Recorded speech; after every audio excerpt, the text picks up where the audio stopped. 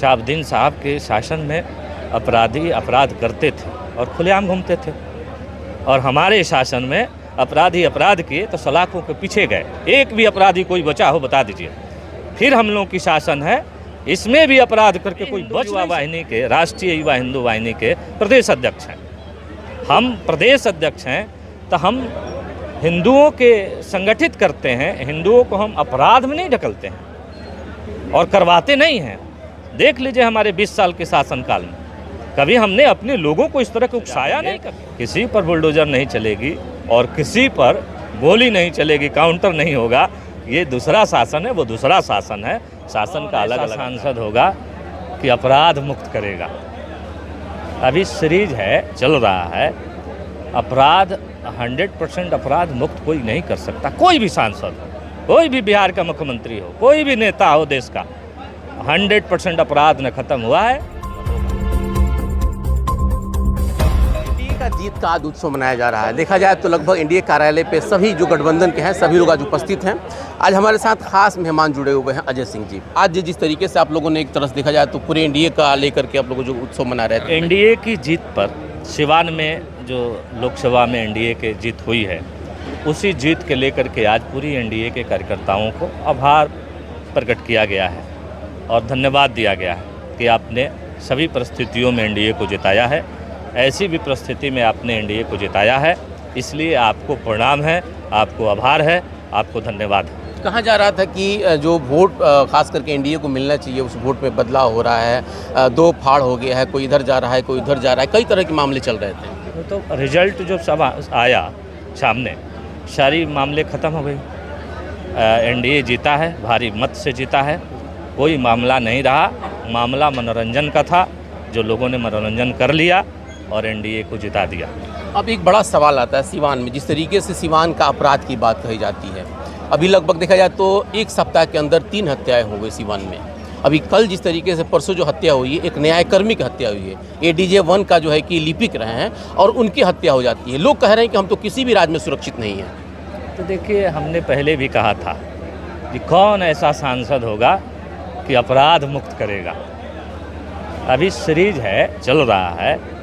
अपराध 100% अपराध मुक्त कोई नहीं कर सकता। कोई भी सांसद हो, कोई भी बिहार का मुख्यमंत्री हो, कोई भी नेता हो देश का, 100% अपराध न खत्म हुआ है।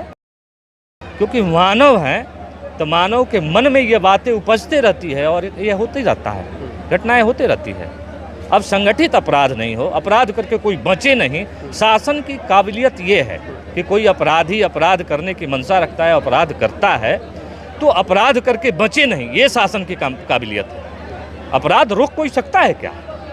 कहीं नहीं रुका है, न रुकेगा। लेकिन अपराध हमेशा जोड़ दिया जाता था राजनीतिज्ञों से, हमेशा जी। इससे पहले शहाबुद्दीन साहब को कहा जाता था कि जब उनके शासनकाल थी, आपका भी जब शासन आया था आपको भी यही कहा जाता था, और अब जो है कि रमेश सिंह कुशवाहा कह रहा है। नहीं, ठीक आप कह रहे हैं। शहाबुद्दीन साहब के शासन में अपराधी अपराध करते थे और खुलेआम घूमते थे, और हमारे शासन में अपराधी अपराध किए तो सलाखों के पीछे गए। एक भी अपराधी कोई बचा हो बता दीजिए।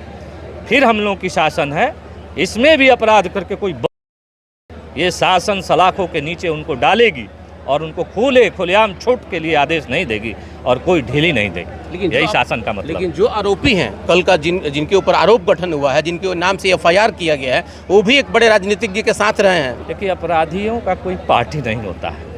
अपराधी अपराध करते हैं, संरक्षण होता है ना, संरक्षण होता है। तो संरक्षण करने वाले नहीं कर पाएंगे संरक्षण उनको सबको जेल जाना होगा। अपराध करेंगे तो उनको जेल जाना होगा। मैं तो पूरे अपराधियों से कहना चाहता हूँ, पिछले भी बार कहा था, आज भी कह रहा हूँ कि अपराध करके इस जमाने में, इस शासन में, इस सत्ता में बच नहीं सकते हो। इसलिए अपराध छोड़ दो और समाज के मुख्य धारा में आ जाओ, लोगों की सेवा करो, लोगों का अपना काम करो, अपना रोजी रोजगार करो। अपराध करके इस डिजिटल ज़माने में आप बच नहीं सकते हैं।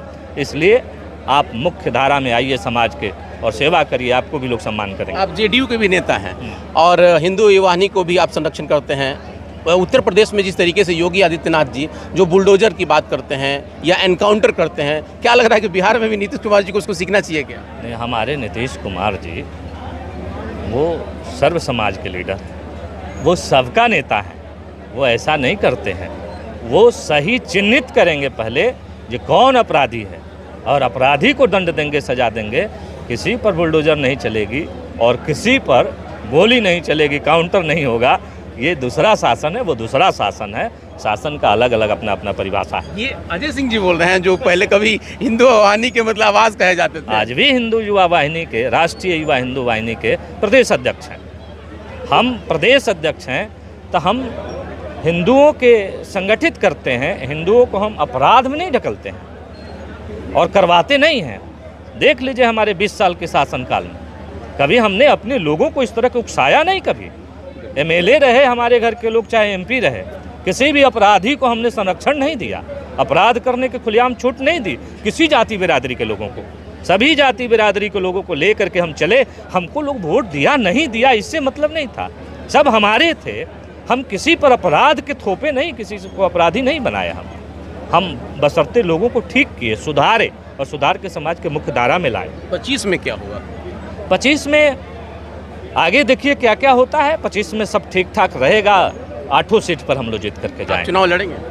हमें तो पार्टी लड़ाएगी तो ना लड़ेंगे। पार्टी जब जब लड़वाई है, जहाँ जहाँ लड़वाई है वहाँ वहाँ लड़े हैं। आगे भी पार्टी लड़ाएगी तो आगे भी लड़ेंगे, नहीं लड़ाएगी तो नहीं लड़ेंगे। तैयार हैं अभी? हाँ तो तैयार तो हम 24 घंटा रहते हैं। हम ही तो एक लीडर हैं जो हम बराबर तैयार रहते हैं लड़ने के लिए। हम यहाँ से उठेंगे तो यहाँ से भी लड़ने के लिए तैयार हैं। हम 24 घंटा तैयार हैं लड़ने। सीवान की जनता को क्या कहेंगे? क्योंकि आप लोग आज जीत का उत्सव मना रहे हैं, लेकिन अभी जनता इस बात में मतलब थोड़ी सी कंफ्यूज में है कि हम लोग अपराध से कैसे मुक्त पा पाएंगे, सीवान को विकास कैसे दे पाएंगे। इन सारी चीज़ों के लिए क्या कहेंगे? सीवान के जनता को हम भरोसा दिलाना चाहते हैं कि जब तक हम लोग की शासन है बिहार में और देश में, कोई भी अपराधी अपराध करके बच नहीं सकता है।